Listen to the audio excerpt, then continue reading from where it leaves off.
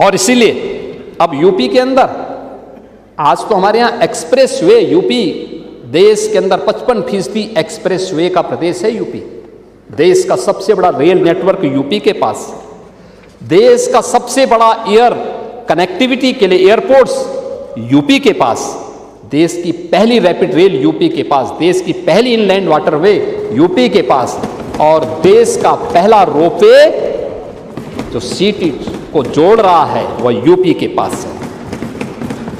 Metro देश के अंदर सर्वाधिक सिटी में यूपी के अंदर चल रहा है। खन्ना जी ने अपने बजट भाषण में 4 कहा, लेकिन 4 नहीं है, यूपी के अंदर 6 सिटी मेट्रो के साथ वर्तमान में जुड़ी हुई है, और 6 ही नहीं, 7वां सिटी प्रधानमंत्री जी के लोकार्पण के बाद मेरठ भी हो जाएगा। देश के अंदर कहीं कोई इतनी इस संख्या में नहीं है। ईस्टर्न एंड वेस्टर्न रोपवे वहां इसलिए चलाया जा रहा है, रोपवे पौराणिक सिटी है, हाँ वो भी चल रहा है। अभी हम कनेक्टिविटी दे रहे हैं, थोड़ा देने दीजिए ना, इंतजार करिए, अभी इंतजार करिए। Eastern and western freight corridor, इसका जंक्शन भी यानी लॉजिस्टिक का भी एक बड़ा केंद्र अब यूपी बनने जा रहा है। और इसी के साथ हम लोग जो हमारे इनलैंड वाटरवे हैं, इसमें मल्टी मॉडल टर्मिनल की स्थापना, ये भी यूपी के अंदर अलग अलग स्थानों पर ये यूपी के अंदर हो रहा है। यूपी के किसानों की सब्जियां, इनके खाद्यान्न को वैश्विक बाजार में पहुंचाने में हमें मदद मिलेगी।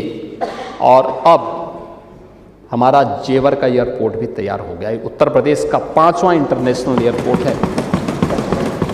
यह भारत का सबसे बड़ा एयरपोर्ट बनने जा रहा है, सबसे बड़ा एयरपोर्ट। यानी एयरपोर्ट कैसे होना चाहिए, 12,000 एकड़ लैंड में वो एयरपोर्ट बन रहा है, 12,000 एकड़ लैंड, 5 रनवे होंगे।